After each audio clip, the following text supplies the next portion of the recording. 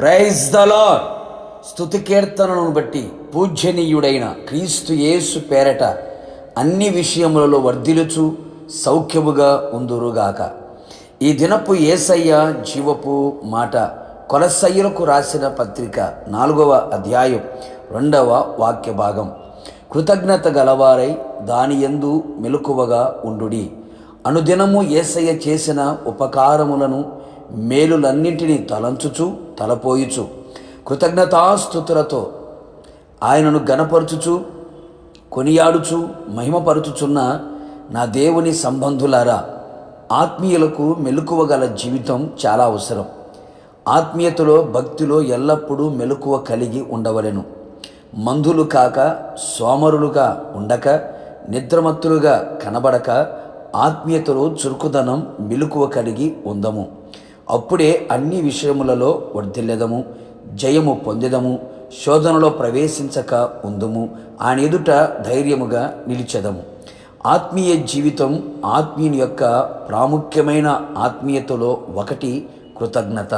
అవును ప్రియులారా, కృతజ్ఞత గలవారై మెలకువ కలిగి ఉండవలెను అని లేఖనము ఘోషిస్తున్న నగ్న సత్యం.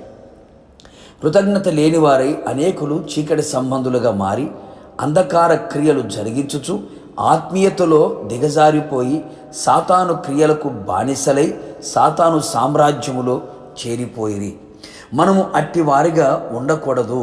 ప్రతి విషయములో యేసయ్యకు కృతజ్ఞత గలవారమై ఎల్లవేళలా కృతజ్ఞతాస్తుతులు చెల్లించదము. కృతజ్ఞతాస్తుతులు చెల్లించుటలో విస్తరించదము. కృతజ్ఞత బుద్ధి, కృతజ్ఞత హృదయం, కృతజ్ఞత గల మనస్సు గలవారమై అనుక్షణం ప్రతిక్షణం క్షణక్షణం ఆయనకు కృతజ్ఞతాస్తుతులు అర్పించదము. కృతజ్ఞత పూర్వకముగా మన విన్నపములను ఆయనకు తెలియజేసి ఆయన దగ్గర నుండి ప్రతి విషయములో గొప్ప జవాబును పొందెదము. పూర్ణ హృదయముతో, యథార్థ హృదయముతో జనుల మధ్య ఒంటరిగా సంఘములో ఆయనకు కృతజ్ఞతాస్తుతులు చెల్లించుచు ఆయనను గణపరచెదము. ప్రతి విషయమందు కృతజ్ఞతాస్తుతులు చెల్లించుట అది దేవుని చిత్తము గనుక దేవుని చిత్తము చేయువాడు, జరిగించువాడు నిరంతరము నిలుచును, దేవుని రాజ్యములో ప్రవేశించును. గతములో మన జీవితమును, ఇప్పుడు మన జీవితమును గ్రహించి పాప శాప రోగ అపవాది బంధకముల నుండి మన విడిపించెను. పాపము నుంచి విమోచించబడి నీతికి దాసులమై ఉన్నాము. ఇందుకు దేవునికి స్తోత్రం. ప్రభు ఇచ్చిన రక్షణను, శరీరానికి ఇచ్చిన స్వస్థత, మనస్సుకి ఇచ్చిన నెమ్మది, కుటుంబంలో కలుగు చేసిన సమాధానం, ఆత్మాభిషేకం, ఆత్మీయత, ఆత్మ సంబంధమైన సహవాసం, ఆయన చేసిన కార్యములన్నీ తలంచుచు తలపోయుచు ప్రతి దాని ఎడల కృతజ్ఞత గలవారమై ఉండి మెలకువ కలిగి స్తుతులు అర్పించదము. ఆయనకు ఇష్టలమై జీవించదము.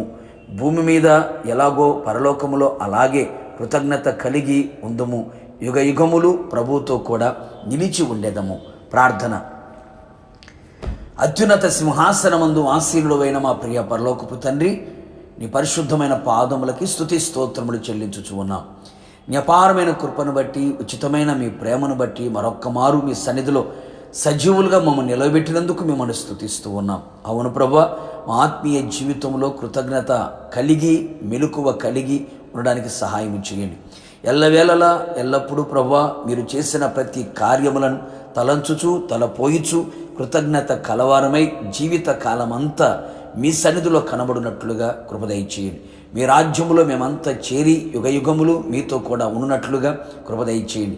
కృతజ్ఞత లేని మనస్సు ఎవరిలో కనబడకుండా ఉండేటట్లుగా కృతజ్ఞత గల బుద్ధి, హృదయమును, మనస్సును దయచేసి మీ నామాన్ని గణపరుచుకోమని యేసు పేరట వేడుకొని పొందుకొని ఉన్నాము తండ్రి. ఆమేన్. నిశ్చయముగా మీరును మీ కుటుంబ సభ్యులందరూ కృతజ్ఞత కలిగిన వారమై మెలకువ కలిగి ప్రభు రాకడ వరకు నిలిచి ఉందుము గాక. God bless you.